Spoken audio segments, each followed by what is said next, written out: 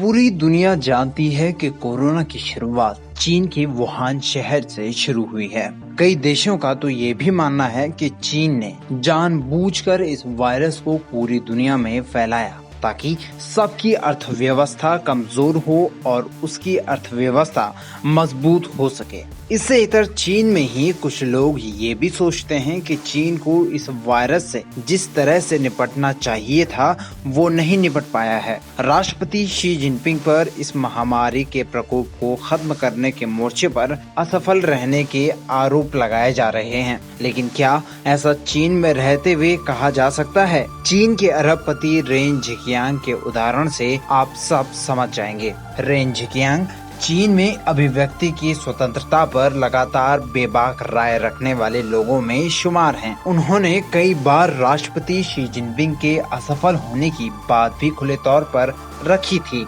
उनका मानना था कि जिनपिंग इस महामारी से और भी बेहतर ढंग से निपट सकते थे। आज रेन झिकियांग जेल में हैं। उन्हें भ्रष्टाचार के आरोप में दोषी ठहराते हुए एक कोर्ट ने 18 साल की सजा सुनाई है और वो भी $20,000 के जुर्माने के साथ। बीजिंग में सीचिंग जिले के अनुशासन निरीक्षण आयोग ने अपनी वेबसाइट पर कहा कि 69 वर्ष के रेन पर भ्रष्टाचार, गबन, रिश्वत लेना और सरकार के स्वामित्व वाली एक कंपनी में अपने पद का दुरुपयोग करने का आरोप लगाया है, जिसे उन्होंने खुद स्वीकार कर लिया है। दरअसल रेन झिकियांग ने कुछ महीनों पहले कई लेख लिखे थे जिसमें उन्होंने जिनपिंग की असफलताओं की तरफ इशारा करते हुए कई ऐसी बातों का जिक्र किया था जो जिनपिंग के विरोध में थी। इसके बाद उन्हें सत्ताधारी दल कम्युनिस्ट पार्टी से निकाल दिया गया। इसके बाद से झिकियांग लापता हो गए और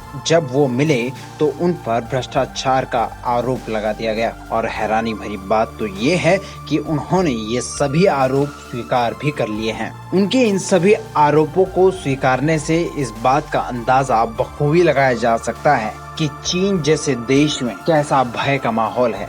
वैसे चीन में कोरोना की बात करें तो अब तक कुल मामलों की संख्या 85,297 पहुंच गई है और 4,634 लोगों की मौत हो चुकी है। पूरी दुनिया की अगर बात करें तो सबसे ज्यादा मामले अमेरिका से आए हैं, जिसके बाद नंबर आता है भारत का। अमेरिका में कुल मामलों की संख्या 70,46,216 है, जबकि भारत में ये संख्या 55 लाख के पार पहुंच चुकी है।